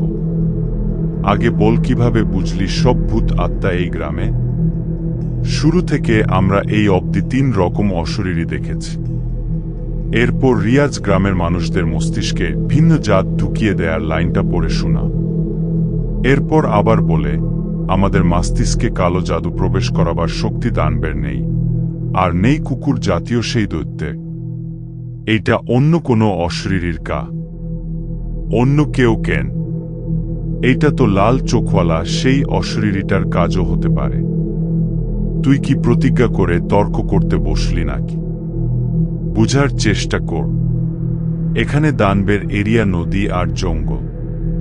কুকুরের মতো দেখতে দৈত্যের এরিয়া এই গ্রাম। লাল চোখওয়ালা সেই অশরীরীর এরিয়া ভাঙ্গা বাড়ি। আর এই মস্তিষ্কে ঢুকানো অশরীরী একটা, 12 ঘন্টা তাদের ভাগ করে নেওয়া অশরীরী আরেকটা। গ্রাম থেকে পালানো বন্ধ করে অন্যজন। এইভাবে একটা ইউনিভার্স তৈরি হয়েছে এই গ্রামে, যার ফলে এই গ্রামে কোনো মানুষ এসে ফিরে যেতে পারে না। আর সরকার না পেরে ব্যান করে দিয়েছে গ্রামটা। কোথায় লজিক আছে? এই তো এইবার বুঝল, কিন্তু আমি কিছুই বুঝিনি। আজব তো, মাত্রই বললি কথায় লজিক আছে। হ্যাঁ, লজিক আছে, কিন্তু লজিকটা আমার মাথায় ঢুকছে না। কোনো গাধারে নিয়ে ফেসে গেলাম। রিয়াজ খাতা আর কলমটা ব্যাগে ভরে বারান্দায় আসে। দেখে সবাই খুব মজা করে বৃদ্ধের মাংস খাচ্ছে। রিয়াজের ক্ষুধা পেয়েছে অনেক, কিন্তু মানুষের মাংস তো আর খেতে পারছে না। বাসায় মাছ আছে কিনা দেখতে হবে। এখন তার দরকার তাজকিয়া। রিয়াজ উৎসব ভিড়ের মাঝে তাজকিয়া কোথায় আছে তা খুঁজে চলছে। বারান্দা থেকে এত লোকের ভিতর তাজকিয়া কোনটা চিহ্ন করাটাও মুশকিল। আর তখনই রিয়াজের চোখে একটা দৃশ্য বেঁধে যা। সেই উৎসবে শুধু গ্রামের মানুষরাই নয়, এখানে অন্য কারাও এসেছে। রিয়াজ ভালোভাবে তাকিয়ে দেখে ভিড়ের মাঝে মাঝে কিছু মানুষের মতো লোক দেখা যাচ্ছে, যাদের চোখ জ্বলজ্বল করে জ্বলছে, একদম সাদা চোখ, আর সবার গায়ে একটা লাল জামা। রিয়াজ সাথে সাথে নিলয়কে ডাক দেয়। নিলয় দৌড়ে এসে বারান্দায় উপস্থিত হয়। রিয়াজ নিলয়কে বলে, দেখ দেখ, ভিড়ের ভিতরে চোখ জ্বলছে কিছু মানুষের, গায়ে লাল চাদর পরা। ওরাও মাংস খেতে এসেছে। নিলয় অনেকক্ষণ তাকিয়ে থাকার পর বলল, কই, আমি তো গ্রামের মানুষ ছাড়া কাউকে দেখতে পাচ্ছি না। রিয়াজ নিলয়ের দিকে অবাক হয়ে তাকা। এরপর মনে মনে ভাবতে শুরু করে যে তার মানে তাদের শুধু আমি একাই দেখতে পাচ্ছি, গ্রামের মানুষরাও তো তাদের দেখছে না। আমি কেন তাদের দেখতে পাচ্ছি? তার মানে বৃদ্ধ লোকটাও তাদের দেখতে পারত। এই জন্যই বলেছিল, আমরা যা দেখি তা নয়, যেটা দেখি না সেটাই ঘটছে এই গ্রামে। রিয়াজের বুক থরথর করে কাঁপতে শুরু করে। এ বুঝি সে আবার জ্ঞান হারাবে। ঝাপসা চোখে রিয়াজ দেখতে পায় নীলের মাথা। অর্থাৎ রিয়াজ সত্যি সত্যি জ্ঞান হারিয়েছিল, আর তাকে বিছানাতে শুইয়ে নিলয় বাতাস করছিল। এখানে তো আর কারেন্ট নেই, সেজন্য হাত পাখা দিয়ে বাতাস করতে হয়। রিয়াজ বিছানা থেকে উঠে বসার চেষ্টা করে। এরপর নিলয় রিয়াজকে বলল, তুই বারবার অজ্ঞান হয়ে যাচ্ছিস কেন? এই অবধি কয়বার হয়েছিস জানা আছে? রিয়াজ কিছুটা নিরাশ হয়ে বলল, আমিও জানি না আমি কেন এতবার অজ্ঞান হয়ে যাচ্ছি। যতবারই কোনো কিছুর সম্মুখীন হই, তখনই আমি জ্ঞান হারিয়ে ফেলি। এটা কি আসলে আমার ভয়ে জ্ঞান হারা, নাকি এর পিছনে কোনো কারণ আছে? হয়তো আমার জ্ঞান হারানোটাও কোনো রহস্যই। এরপর নিলয় আবার জিজ্ঞাসা করল, এখন আমরা কি করব? তারপর রিয়াজ নিলয়ের উদ্দেশ্যে বলল, আমরা সেই ভাঙ্গা বাড়িতে যাব, আর সেইখানে কোনো না কোনো কিছুর সন্ধান আমরা অবশ্যই পাব। তারপর নিলয় রিয়াজকে বলে, কখন যাবি? রিয়াজ বলল, এখনই চল, সবাই তো খাওয়া নিয়ে ব্যস্ত, এই সুযোগে যায়। নিলয় একটু হেসে বলল, তুই অলরেডি 2 ঘন্টা অজ্ঞান ছিলি, 2 ঘন্টা পর তোর জ্ঞান ফিরছে। এদিকে সবাই খাওয়া দাওয়া শেষ করে যে যার বাড়িতে চলে গেছে। রিয়াজ ধীরে ধীরে বিছানা থেকে নাম। এরপর বারান্দার দিকে গিয়ে একবার পুরো এলাকার দিকে তাকা। কোনো মানুষ নেই। কিছুক্ষণ আগে যে উৎসব ছিল, সেটা যেন একটা কল্পনা ছিল মাত্র। বারান্দা থেকেই নিলয়কে ডাক দিয়ে বলল, সব মানুষজন কোথায়? কাউকে দেখা যাচ্ছে না কেন? নিলয় রিয়াজকে বলল, যে যার ঘরে গেছে হয়তো। রিয়াজ আবার নিলয়ের উদ্দেশ্যে বলল, ভাঙ্গা বাড়িতে আমার কিছু রহস্যের সন্ধান লাগবে। সেখানে গেলে আমি কোনো না কোনো ক্লু খুঁজে পাব। চল বের হই। যে কথা সেই কা। দুজন মিলেই নিচের উপর তলা থেকে নিচের তলায় নেমে আস। নিচে নেমে দেখে তাজকিয়া, আঞ্জুমা বেগম আর পরিবারের অন্য সদস্যরা কি সুন্দর বসে বসে গল্প করছে। যেন মনেই হচ্ছে না এই বাড়ির কর্তা মারা গেছে। শুধু কিছুটা নয়, অনেকটাই হতভম্ব হয়ে যাচ্ছে রিয়াজ বারবার। এরপর তারা কিছু না বলেই রওনা করল সেই ভাঙ্গা বাড়ির উদ্দেশ্যে। কিন্তু রিয়াজের মনে নেই গতকাল রাতে সে কোনো পথে সেই ভাঙ্গা বাড়িতে গিয়েছিল। রিয়াজ নিলয়ের উদ্দেশ্যে বলল, আমার তো ঠিক মনে নেই সেই ভাঙ্গা বাড়িটা মূলত আমি কোথায় দেখেছি। পুরো এলাকাটা আমরা হেঁটে দেখতে হবে। নিলয় আর কি করবে? অসহায়ের মতো ওর পিছু পিছু হাঁটা শুরু কর। এরপর তারা দুজনেই পুরো এলাকাটা ট্রোল দিয়ে ফেলে। কোথাও সেটা খুঁজে পাচ্ছে না। খুঁজতে খুঁজতে অবশেষে তারা দুজন সেই ভাঙ্গা বাড়ির সামনে গিয়ে পৌঁছা। রিয়াজ বাড়িটার দিকে তাকিয়ে বলল, এই তো পেয়েছি। কথাটা বলে দুজনেই বাড়ির দিকে তাকা। রিয়াজ বরাবরের মতো আবার অবাক হয়ে যা। গতকাল রাতে এই বাড়িটা যেমন ভয়ানক দেখেছিল, এখন তার চাইতেও বেশি ভয়ানক। রাতে ভালোভাবে চারপাশের পরিবেশটা রিয়াজ স্পষ্ট না দেখলেও এখন সে স্পষ্ট দেখছে। গাছপালাগুলো কেমন যেন পুরনো, আর বিল্ডিংটা দেখতে অনেক পুরনো, যেন বিল্ডিংটা গত 8 বছর থেকেই বন্ধ করা। অর্থাৎ বৃদ্ধ বলেছিল গত 8 বছর থেকে এই এলাকা অভিশপ্ত। সেখান থেকেই রিয়াজ ধারণা করে নেয় এই বাড়িটা তখন থেকেই এইভাবে পড়ে আছে, কেউ প্রবেশ করে না। রিয়াজ নিলয়ের উদ্দেশ্যে বলল, চল প্রবেশ করি। নিলয় হ্যাঁ সূচক ইঙ্গিত দেয়। এরপর দুজনেই সেই ভাঙ্গা বাড়িতে প্রবেশ করে। বাড়ির দরজাটা ভাঙ্গা, তাই অনায়াসেই তারা বাড়ির ভিতরে প্রবেশ করে নেয়। কিন্তু ভয়ের বিষয় হচ্ছে ভিতরে অনেক অন্ধকার। আর খালি হাতে, আলো ব্যতীত, ভিতরে প্রবেশ করা সম্ভব না। রিয়াজ নিলয়ের উদ্দেশ্যে বলল, ফোনে চার্জ করেছিস না? নিলয় বলে, হ্যাঁ। নিলয়কে আর কিছু বলতে হয়নি। ফোনের ফ্ল্যাশলাইট এর আলোয় তারা ভিতরে ঢুকতে থাকে। ভিতরটা অনেক অদ্ভুত। লম্বা একটা গলি, আর দুই পাশে হোটেলের মতো একের পর এক রুম। প্রতিটি রুমের উপরে লেখা কিছু সংখ্যা, যেমন রুম নং 5 এরকম। রিয়াজের সন্দেহ হচ্ছে এটা কি কোনো হোটেল ছিল নাকি অন্য কিছু। তারা কয়েকটি রুম খুলেও দেখে, কিন্তু সব রুমই ফাঁক, আর পুরনো হওয়াতে রুমের অবস্থা খারাপ। তারা গলি বেয়ে আরো সামনে এগিয়ে দেখে একটা সিঁড়ি, যেটা সোজা উপরের তলায় উঠে গেছে। গুহার মতো ভয়ঙ্কর ভিতর। বাড়িটার প্রতি রিয়াজ ধীরে ধীরে আকর্ষিত হচ্ছে। রাতের বেলায় যেমন ভয়ানক ছিল, দিনের বেলায় এর চাইতেও বেশি ভয়ানক। আর ভিতরে এসে অনুভব করে আরো বেশি ভয়ানক। ওরা সিঁড়ির দিকে এগিয়ে যেতেই দেখে সিঁড়িতে তাজা রক্ত ছড়িয়ে ছিটিয়ে আছে।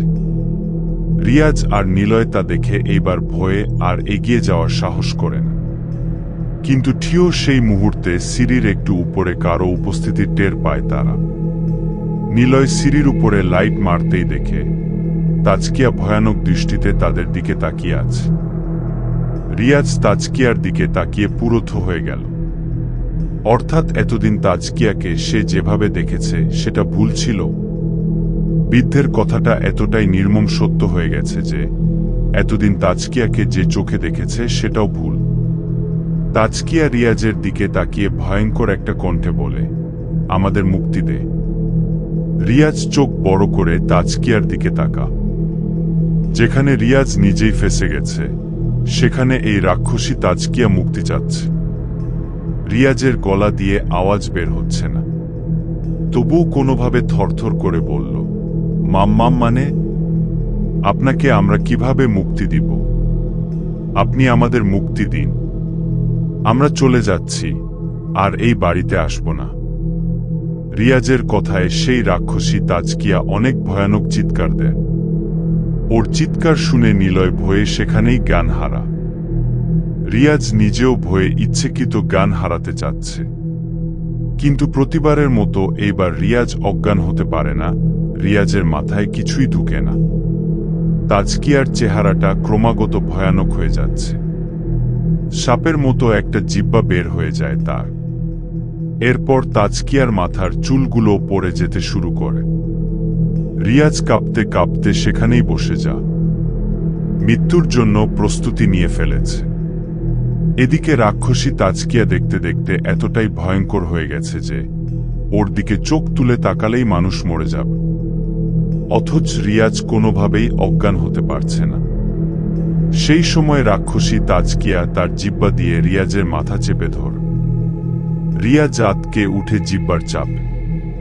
তাজকিয়ার ভয়ঙ্কর চিৎকার আর এই আক্রমণে রিয়াজ ধরেই নিয়েছে এবার সে মৃত্যুবরণ করতে যাচ্ছে।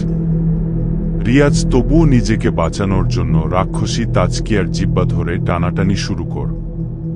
কিছুতেই ছুটতে পারেন। আর এইভাবেই অনেকক্ষণ জোর জবরদস্তি করার পর জ্ঞান হারায় রিয়া। অবশেষে অজ্ঞান হয়েছে সে। ডাবল কণ্ঠের কারো শব্দে রিয়াজের হুঁশ ফিরে আসে। মনে হচ্ছে একটা বন্ধ রুমে মানুষ কথা বললে যেভাবে ডাবল শোনায় ঠিক সেই রকম একটা আওয়াজ। শব্দের প্রেক্ষিতে রিয়াজ তার চোখ খুলে নেয়, আর আলাবোলা হয়ে দেখে ঝাপসা কেউ তাকে তোলার চেষ্টা করছে। সে ডাকছে, রিয়াজ উঠ, রিয়াজ, রিয়াজ যে করে। রিয়াজের চোখ ধীরে ধীরে স্পষ্ট হয়, আর দেখে নিলয় তাকে ডাকছে। রিয়াজের গায়ে কোনো শক্তিই নেই, ঠিকমতো তাকাতেই পারেন। ঝপসা নিলয়কে দেখে রিয়াজের আবার জ্ঞান চলে যা, আবার অজ্ঞান হয়ে যায় রিয়া। এদিকে নিলয় রিয়াজকে ঝাঁকাঝাঁকি করতে করতে ভালোভাবে জ্ঞান ফিরিয়ে আন। রিয়াজের আবার জ্ঞান আসে, আর নিলয়কে আবার দেখে সেই ফ্ল্যাশলাইট হাতে নিয়ে ডাকছে রিয়াজকে। নিলয়ের ডাকাডাকি শুনে রিয়াজের মনে পড়ে যায় রাক্ষসী তাজকিয়ার কথা। আর মনে পড়তেই সেখানেই লাফ মেরে বসে যায় রিয়া। নিলয় রিয়াজকে বলতে শুরু করে, চল রিয়া, আমরা ভেগে যাই। এখানে আমাদের জন্য মৃত্যুর ফাঁদ রয়েছে। আমি জানি তুই রাক্ষসীকে মেরে ফেলেছি, কিন্তু এখানে আরো রাক্ষস আছে। রিয়াজ অবাক হয়ে শুধু নিলয়ের কথা শুন। এরপর নিলয়কে আবার বলে, আমি রাক্ষসী মেরেছি মানে? নিলয় অবাক হয়ে যা, আর রিয়াজকে ধমক দিয়ে বলে, তোর কিছুই মনে নেই। রিয়াজ বুঝে না নিলয় কোনো প্রসঙ্গে কথাগুলো বলছে। রিয়াজ বলল, কি হয়েছিল? নিলয় বুঝে যায় সত্যিই রিয়াজের কিছু মনে নেই। এরপর নিলয় বলতে শুরু করে, আমার জান ফেরার পর আমি দেখি রাক্ষসী তাজকিয়া তোর মাথা তার জিহ্বা দিয়ে পেঁচিয়ে ধরেছে। তুই তোর হাত দিয়ে তার জিহ্বা নিয়ে টানাটানি করে যাচ্ছি, কিন্তু হঠাৎ তুইও ভয়ঙ্কর হতে শুরু করেছি। তুই হুট করে রাক্ষসীর জিহ্বা ধরে এক টানে সিঁড়ির নিচে নিয়ে এসেছি। রাক্ষসী হঠাৎ তোর পাওয়ার দেখে ভয় পা, আর তার জিহ্বাটা সে আবার তার মুখে নিয়ে নেয়। তোর চোখ দুটো লাল হয়ে গেছিল, আর তোর ঠোঁটের উপর দিয়ে দুইটা দাঁত বের হয়ে গেছিল। চোখের উপরে কালো দাগ পড়ে গেছে, একেবারে ভ্যাম্পায়ারের মতো লাগছিল তো। তোর এই চেহারা দেখে সিঁড়ি দিয়ে আরো 4টা রাক্ষসী তাজকিয়া নেমে আস। তুই ওদের দেখে ভয়ঙ্কর একটা চিৎকার মেরেছি। শুধু তোর চিৎকার শুনেই ওরা ভয়ে পিছু যেতে থাক। আর তুই অদ্ভুতভাবে বাতাসের গতিতে মাত্র 3 সেকেন্ডে সবার ঘাড়ে কামড় বসিয়ে আবার এখানে ফিরে এসেছি। কি? মাত্র 3 সেকেন্ড? হ্যাঁ, আমি নিজেই অবাক হয়ে গেছি। 3 সেকেন্ডে 5টা রাক্ষসের গলা কামড়িয়ে তুই এখানে কিভাবে এসেছি সেটা দেখে আমিও কনফিউজড হয়েছি। মনে হচ্ছিল তুই একটা বাতাস হয়ে গেছিলি। তোর কামড় খেয়ে সব রাক্ষসী তাজকিয়া মরে গিয়ে বাতাসে মিলে যা, আর তুই এখানেই জ্ঞান হারিয়েছি। আমি পাক্কা 10 মিনিট ধরে তোকে ডাকছি। তুই চোখ খুলে আবার 2 মিনিটের জন্য জ্ঞান হারিয়েছি। এরপর এখন উঠলি। আমার মুখে এখনো দাঁত ওগুলো আছে? না, জ্ঞান হারাবার সাথে সাথেই ওগুলো মুখের ভিতর ঢুকে গেছে। বুঝেছি, কিন্তু আমি কিছুই বুঝিনি। আমি যা বুঝি সেটাই পরে অন্য মোড় নেয়।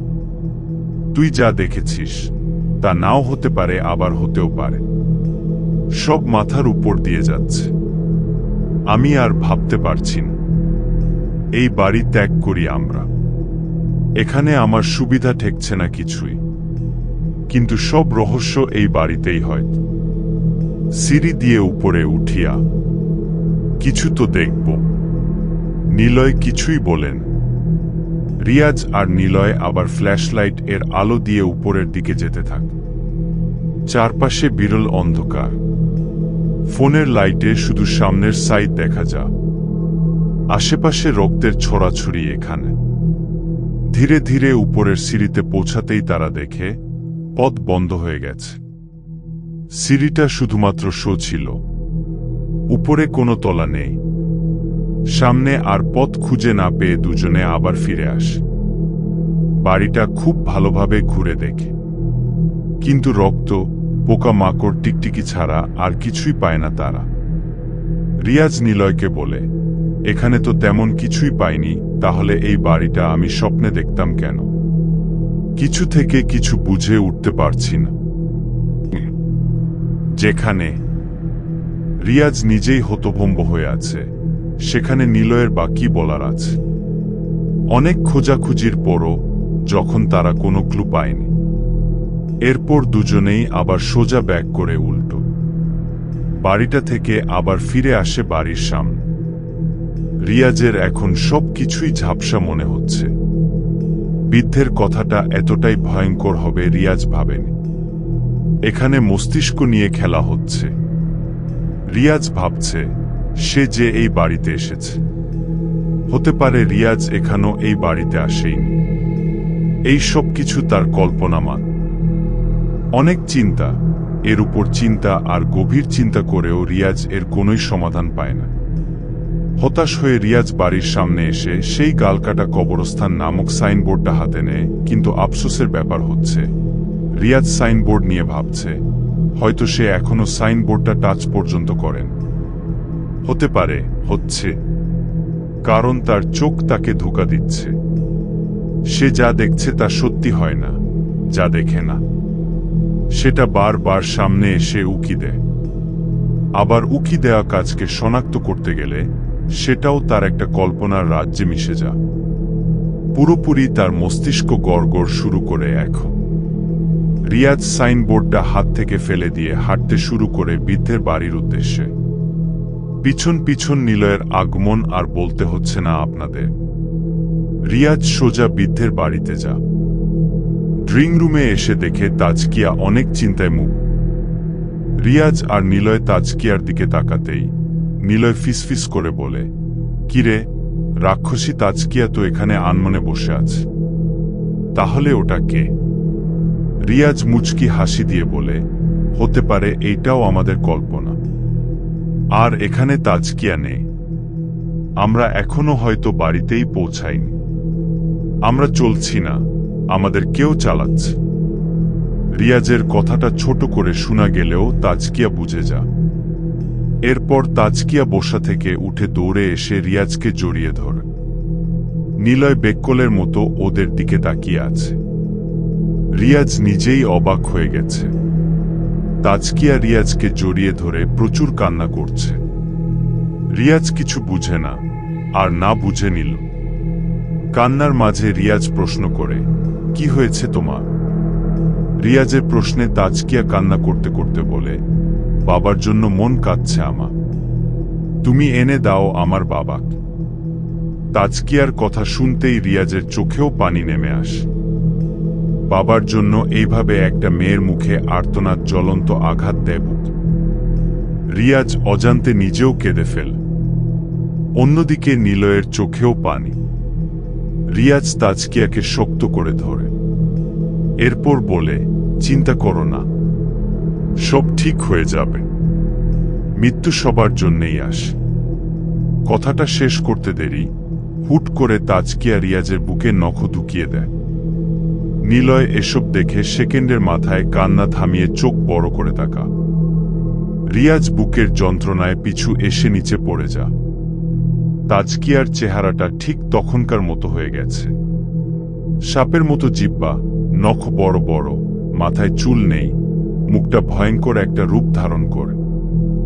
রিয়াজ তাজকিয়ার দিকে তাকাতেই চোখ ঝাপসা হতে শুরু করে। তাজকিয়া ভয়ঙ্কর চিৎকার দিয়ে নিলয়কে জিহ্বা দিয়ে আঘাত করতে যা। ঝাপসা চোখে রিয়াজ শুধু ওতটুকুই দেখেছে। এরপর রিয়াজ জ্ঞান হারা। রিয়াজ, উঠ রিয়া, তুই ঠিক আছিস? আবার সেই আগের মতো বন্ধ রুমের মধ্যে তৈরি হওয়া আওয়াজটা নিলয়ের কণ্ঠ। চারপাশে ঝাপসা ঝাপসা। রিয়াজের বুকে এইবার একটা ক্ষতস্থান আছে। রিয়াজ কোনোভাবে শোয়া থেকে উঠে দেখে তাজকিয়া, আঞ্জুমা বেগম, নিলয় তার সামনেই দাঁড়িয়ে আছে। রিয়াজ তাজকিয়াকে দেখেই এক লাফ মেরে বসে যা। নিলয় বলল, কি রে, চমকাচ্ছিস কেন? রিয়াজ নিলয়কে ধমক দিয়ে বলে, তোর কি মাথা খারাপ? এই রাক্ষসী তোকে খেতে চেয়েছে, তুই ওর সাথে আমাকে রুমে সেবা দিচ্ছিস। নিলয় রিয়াজের কথা শুনেই মুখ কালো করে নেয়। এরপর বলল, তুই কি জানিস? তুই কাকে কি বলছিস? নিলয়ের কথা শুনে রিয়াজ বেকল হবে নাকি আক্কল আনবে নিজেই বুঝে না। ঘটেছে কি আর হচ্ছে কি? রিয়াজ নিলয়কে বলে, আমি ঠিক বুঝিনি কি হয়েছে এই 4 দিন। সেদিন তাজকিয়ার মতো দেখতে ওই অশরীরী যখন আমাকে খেতে আসছিল, তুই সাথে সাথে শোয়া থেকে উঠে অশরীরীটার জিহ্বা ধরে টেনে ছিঁড়ে ফেলেছি। তোর চেহারাও ওই দিনের মতো ভয়ঙ্কর হয়ে গেছিল। তোর ঠোঁটের নিচ থেকে 2টা দাঁত বের হ, চোখ লাল হয়ে যা, চোখের পাতাগুলো কালসে হয়ে যা। তোকে দেখেও ভয় পাচ্ছিলাম। ওই সময় তাজকিয়া আর আঞ্জুমা বেগম রুম থেকে বেরিয়ে আস। তারাও তোর এই চেহারা দেখে ভয় পা। তুই রাক্ষসীর সাথে লড়াই করার কিছুক্ষণ পর আবার বাতাসের গতিতে ওর গলায় কামড় বসিয়েছি, আর সে মারা গেছে। আগের বারের মতো সেও বাতাসে মিশে গেছে। তুইও তখন জান হারিয়েছিস, আর আজ উঠলি। এই 4 দিন তোকে তাজকিয়া চিকিৎসা করে বুকের ক্ষত ভালো করেছে। তার মানে ওই রাক্ষসীটা তাজকিয়া ছিল না। না, রিয়াজ নির্বাক হয়ে যা, আর কিছু বলে না। তাজকিয়া কান্না করতে করতে নিচে চলে যা। নিলয়ও আর কিছু বলেন। আঞ্জুমা বেগম নিলয়কে খাবারের জন্য ডাক দেয়। রিয়াজের মাথাটা ঝিমাচ্ছে। নিজের দেহের অদ্ভুত বর্ণনা আর অদ্ভুত চক্রের সম্মুখীন হয়ে রিয়াজ নিজেকেই ভুলে যাচ্ছে। এরপর খাতা আর কলম হাতে নিয়ে রিয়াজ সোজা বারান্দায় যা। কলমটা হাতের আঙ্গুলের ফাঁকে ঘুরাতে ঘুরাতে রিয়াজ শুরু থেকে আবার ভাবতে শুরু কর। কোথাও না কোথাও কিছু ফেলে এসেছে সে। তার এমনি মনে হচ্ছে তার এই সব কিছুর মূল রহস্য কোথাও। নিজের দেহের অদ্ভুত বর্ণনা আর অদ্ভুত চক্রের সম্মুখীন হয়ে রিয়াজ নিজেকেই ভুলে যাচ্ছে। এরপর খাতা আর কলম হাতে নিয়ে রিয়াজ সোজা বারান্দায় যা। কলমটা হাতের আঙ্গুলের ফাঁকে ঘুরাতে ঘুরাতে রিয়াজ শুরু থেকে আবার ভাবতে শুরু কর। কোথাও না কোথাও কিছু ফেলে এসেছে সে। তার এমনি মনে হচ্ছে এই সব কিছুর মূল রহস্য কোথাও। ভাবনার মাঝে হঠাৎ আকাশ কালো হয়ে যা। রিয়াজ বারান্দা থেকে মাথাটা তুলে আকাশের দিকে তাকা। ঝড় আসবে।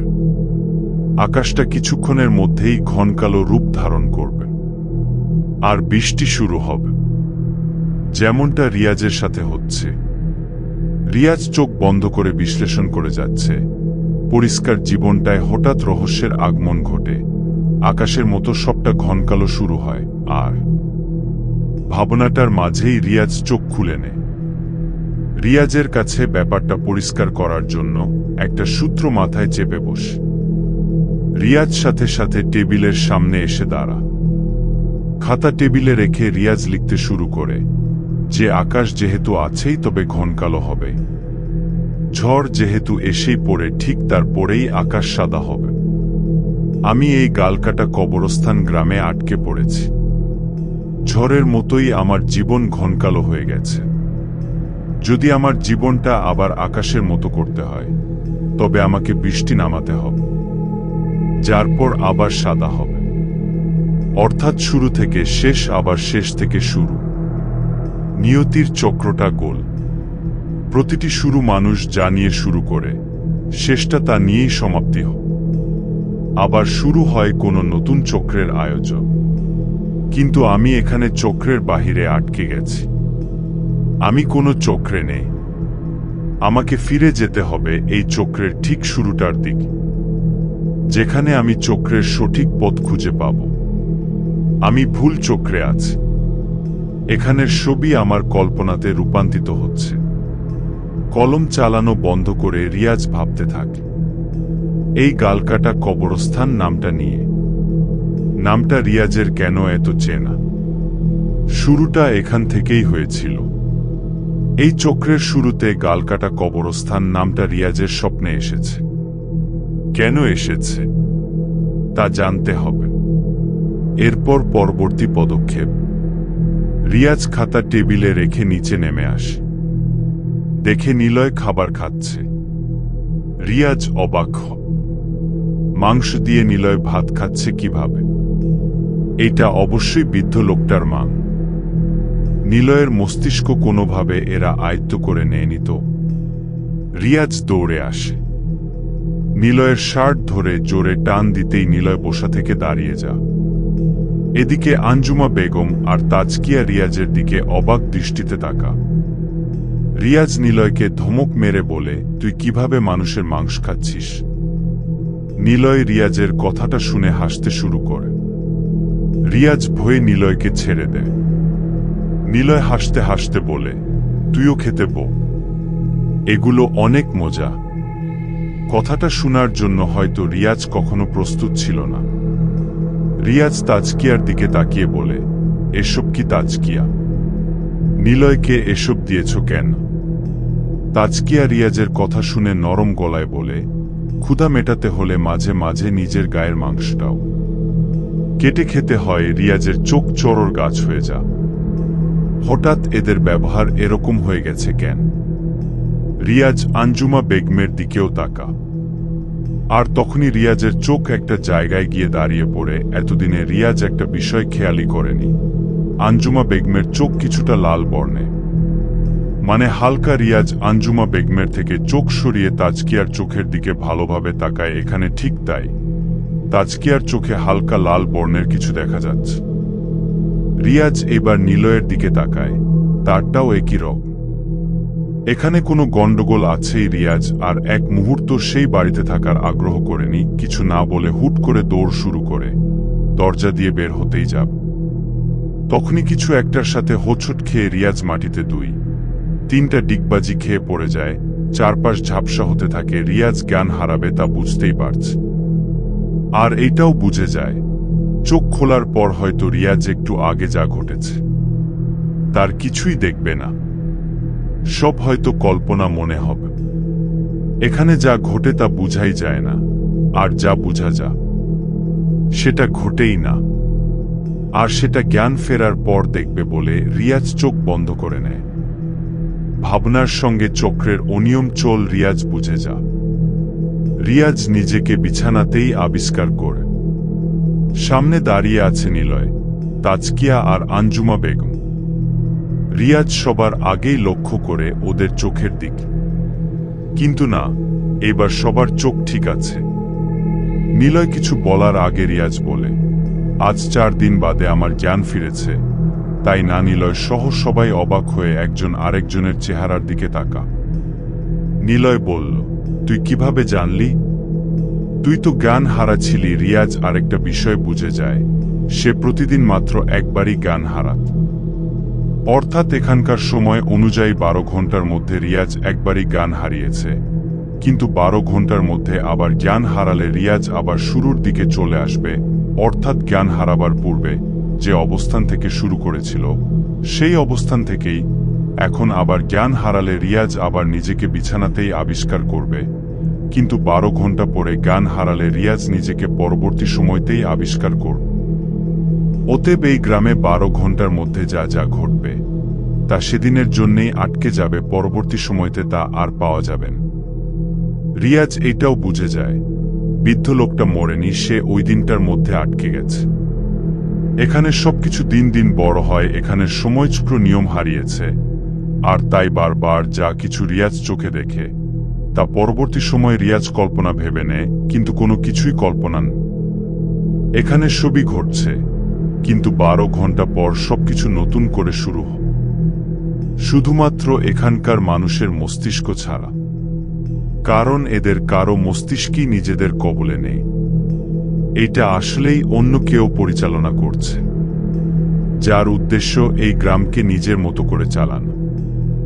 সে সময় চক্র থেকেও এই গ্রামটা আলাদা করে নিয়েছে, যাতে নিয়তি নয় তার নিয়মে এই গ্রাম চলে।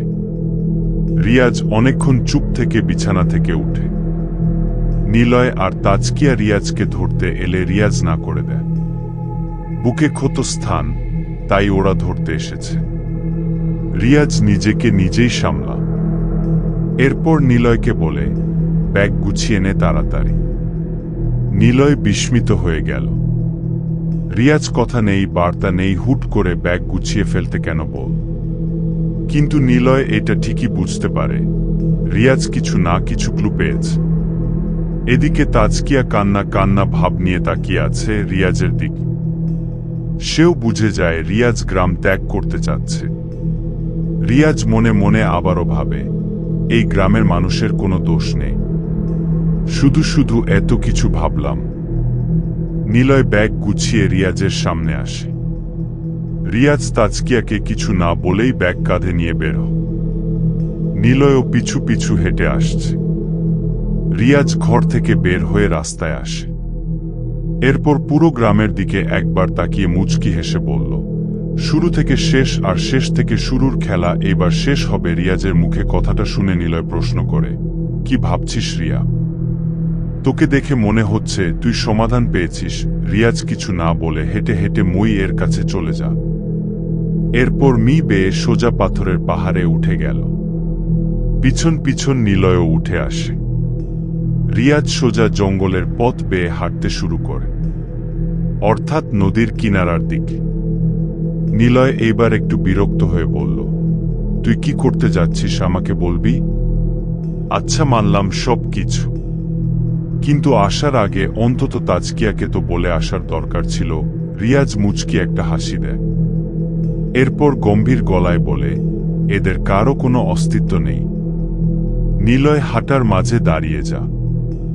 রিয়াজ না দাঁড়িয়ে হেঁটেই যাচ্ছে, আর কিছু দূর গিয়ে চিৎকার মেরে বলল, সব বুঝে যাবি, না দাঁড়িয়ে চলে আ। আর হ্যাঁ, আশেপাশে যাই ঘটুক, কোনো দিকেই তাকাবি না। আর কিছু দেখলেও ভয় না পেয়ে হেঁটে আ। নিলয় মাথা চুলকাতে চুলতে রিয়াজের পিছু নিতে থাকে।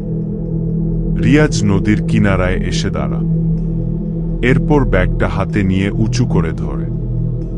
নিলয় কাছে এসে বলল, বুঝলাম না, এখন কি সাঁতার কেটে নদী পার করবি? রিয়াজ আবারও হেসে বলে, এই নদী বেশি গভীর নয়, মাত্র 3 হাত গভীর, হেঁটেই পার করা যাবে। নিলয় এবার নিজেই জ্ঞান হারানোর অবস্থানে যা।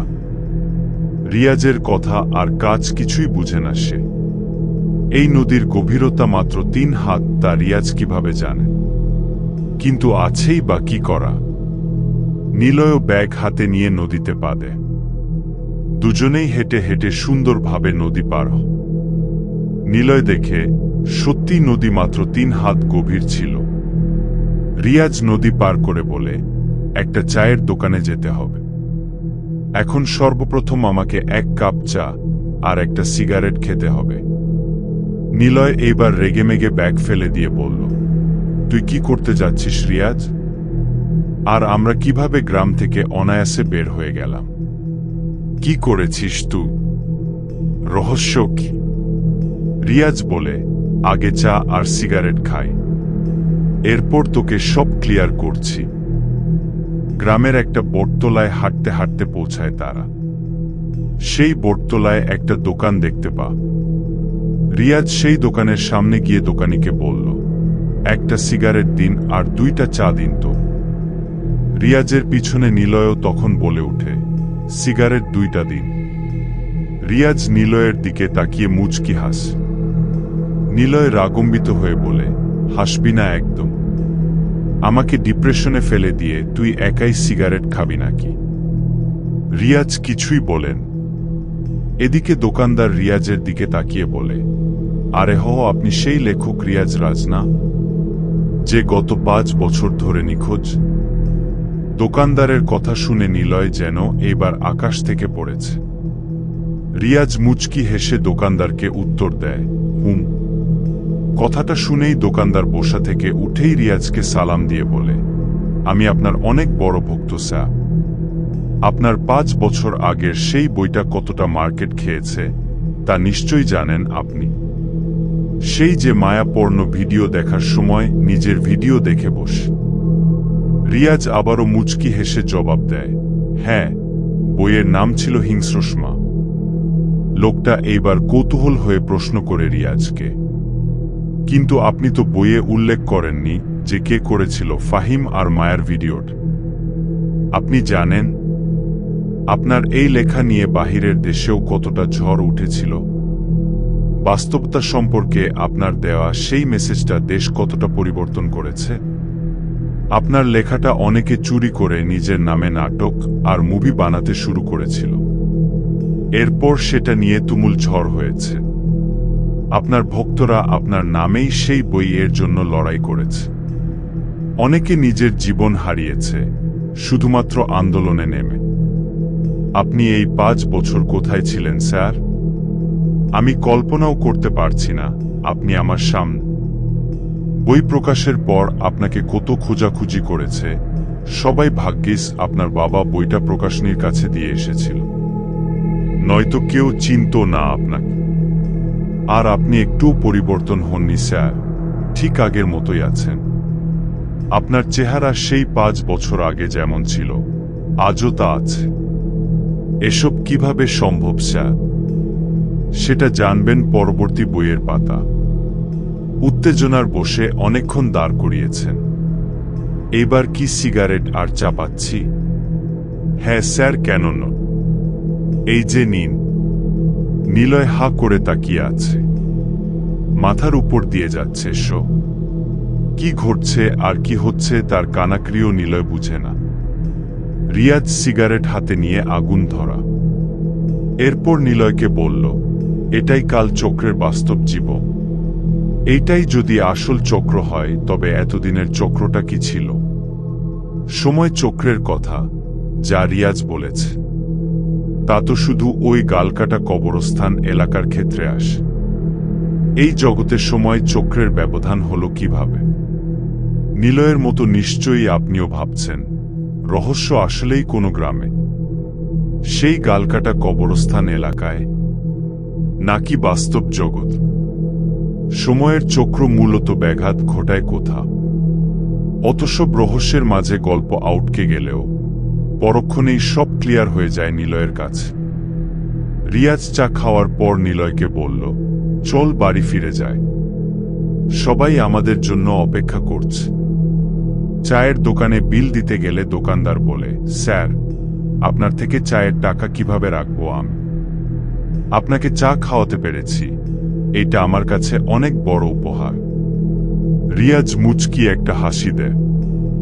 এরপর দোকানিকে বিদায় দিয়ে বোটতলা ত্যাগ করে।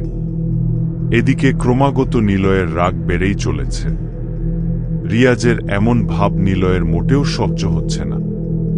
এই সময়টাতে তো একটুও না। ওরা দুজনে গিয়ে উপস্থিত হয় বাস স্ট্যান্ডে। নিলয় বরাবরের মতো অবাক হলেও রিয়াজ হাসিখুশি টিকিট কাউন্টারে ঢুকে যা। নিলয় চারপাশে ভালো করে তাকিয়ে দেখে এই স্ট্যান্ড অনেকটা পরিবর্তন হয়ে গেছে মাত্র কয়েকদিন হলো, যখন তারা এখান থেকে গালকাটা কবরস্থান এলাকার উদ্দেশ্যে রওনা করেছে। আর তাদের সাথে মিট হয়েছে সেই অদ্ভুত সিএনজি ড্রাইভার। আর এখন চারপাশ কতটা পরিবর্তন! কোনো কিছুই সেদিন রাতের মতো নেই, সব পরিবর্তন। নিলয় খেয়াল করে দেখে স্ট্যান্ডের পাশে একটা চায়ের দোকান ছিল। সেই দোকানটা এখন একটা বিল্ডিং এ পরিবর্তন হয়ে গেছে। এইটা কিভাবে পসিবল? মাত্র কয়েকদিনের মধ্যে একটা বিল্ডিং তোলা কোনোভাবেই পসিবল না। নিলয়ের কিছুটা মাথায় ঢুকে ব্যাপার। দোকানির মুখে শোনা ঘটনার সাথে বোঝা যায় যে ওরা 5 বছর পিছিয়ে গেছিল। ওই গালকাটা কবরস্থানে তারা যে কদিন ছিল, এটা শুধুমাত্র কয়টা দিনই নয়, বরং কয়েক বছর পার হয়ে গেছে। আর জায়গার এইভাবে পরিবর্তন সেটাই ইঙ্গিত করে। কিন্তু কিভাবে বদলে গেল এতটা সময়? আবারও রহস্য আগের জায়গায় এসে থেমে গেছে। প্রশ্ন সেই একটাই রয়ে গেল, এতগুলো বছর কাটল কিভাবে? মূল রহস্য কোথা? ওই গালকাটা কবরস্থান এলাকায়, নাকি এই জগতে? রিয়াজ বাস স্ট্যান্ডে দাঁড়াতেই একটা ভদ্রলোক রিয়াজের কাছে এসেই পাগলামি শুরু করে দেয়। তার মুখ থেকে প্রথমেই বের হয়, আরে ফেমাস রাইটার রিয়াজ রাজ স্যার, আপনি কোথা থেকে উধাও হলে? আমি আপনার অনেক বড় ভক্ত স্যার, আপনার বই আমি এখনো পড়ি। লোকটার কথা শুনে চারপাশ থেকে মানুষজন জড়ো হয়ে যা। সবাই যেন একজন উঁচু লেভেলের মানুষকে চোখের সামনে দেখছে, আর এমনভাবে আচরণ করছে যেন তারা যা দেখছে তা দেখতে পারবে, কখনো কল্পনাও করেন। এভাবে শুরু হয়ে যায় রিয়াজের উপর টর্চার। রিয়াজ এত ভক্তদের ভিড়ে থাকতে না পেরে কোনোভাবে বেঁচে আসার চেষ্টা চালাচ্ছে। এদিকে সবাই সবার স্মার্টফোন বের করে রিয়াজের সাথে সেলফি তোলায় ব্যস্ত হয়ে যা। ওদের দেখাদেখি পাশের লোকজনও সেলফি তোলার জন্য চাপাচাপি শুরু করে দেয়। আর শুরু হয় একটা বিশাল তাণ্ডব। লাইভ শুরু করে কয়েকজন, তা কিছুক্ষণের মধ্যেই সাড়া ফেলে দেয় তা সোশ্যাল মিডিয়া। রিয়াজকে নিয়ে সবার এমন মাতামাতি দেখে নিলয় হা করে তাকিয়ে আছে। আর মনে মনে ভাবছে, এই রিয়াজ যা আবার এত ফেমাস হলো কবে। কিছুক্ষণের মধ্যেই সেখানে উপস্থিত হয়ে যায় পুলিশ এসেই পাবলিকদের ধাওয়া করতে শুরু করে, কিন্তু ভক্তরা তা মানতে রাজি নেই। পুলিশদের ঠেলে তারা সেলফি নেওয়ার জন্য যুদ্ধে লেগেই পড়েছে। তবুও অনেক কষ্ট করে পুলিশ রিয়াজকে তাদের গাড়িতে তুলে নেয়। নিলয়কে খেয়ালি করেনি কে। নিলয় হাবলার মতো দাঁড়িয়ে আছে।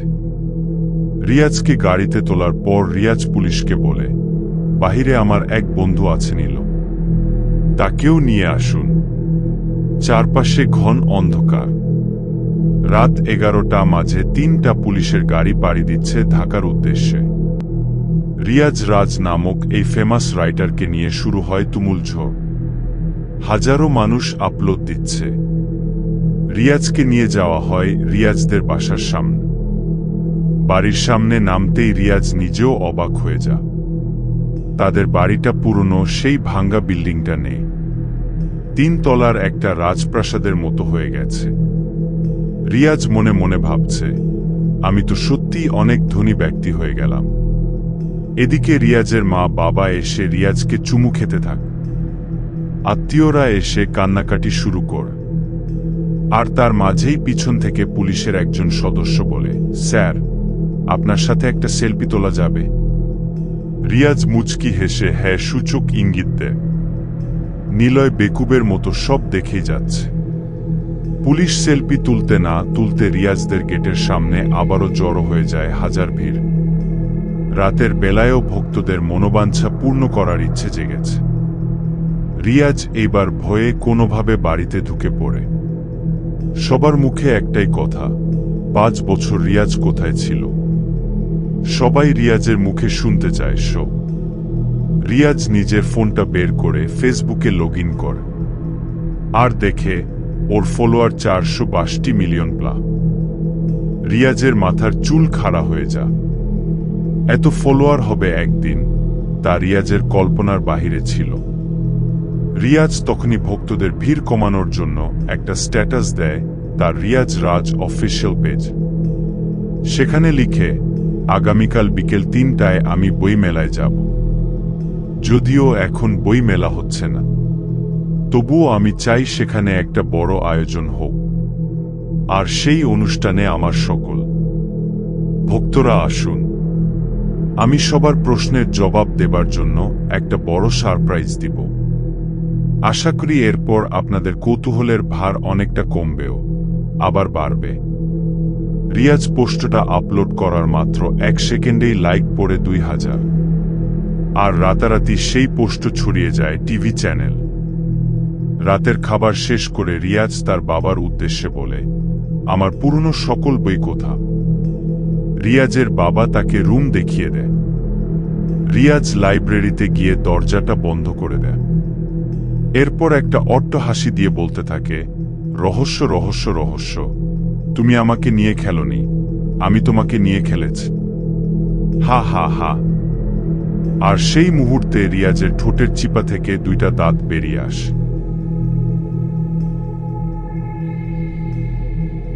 তো বন্ধুরা, আজকের জন্য এইটুকুই। আশা করি আপনাদের গল্পটি ভালো লেগেছে। এই গল্পের শেষের অংশ শুনতে চাইলে এখনই ভিডিওতে লাইক ও চ্যানেলটি সাবস্ক্রাইব করে দেবেন। এই ভিডিও লাইক M10টি আশা করি আপনারা কমপ্লিট করে দিবেন ও কমেন্ট করে জানাবেন গল্পটি আপনাদের কেমন লাগলো। দেখা হবে পরে কোনো পর্বে।